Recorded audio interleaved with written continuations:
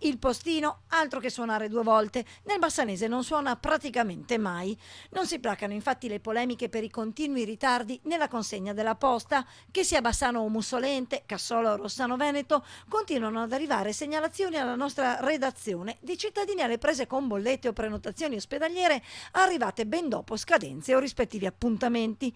E se le proteste dei cittadini non si placano, a scendere in campo negli ultimi giorni sono stati anche i sindaci che, carta e penna alla mano, hanno scritto alla direzione provinciale delle poste chiedendo un incontro. Una richiesta di incontro, una richiesta all'interno della revisione del comparto Poste Italia di avere in considerazione insomma queste richieste dei nostri cittadini. Ammesso peraltro che la lettera dei sindaci arrivi e non finisca nella catasta, il sindaco Martini lamenta anche altri disservizi negli uffici postali. Non è possibile che gente che è lì per aiutare i concittadini, i miei concittadini, i contribuenti a svolgere le mansioni nella posta si comportino in modo maleducato, è inaccettabile. Secondo lei basterà una lettera per cambiare le cose? No, una lettera non basta assolutamente, bisogna mobilitare la gente, che la gente continui a scrivere, ma non solo a noi sindaci. Noi possiamo essere portavoce, noi li difendiamo i nostri concittadini,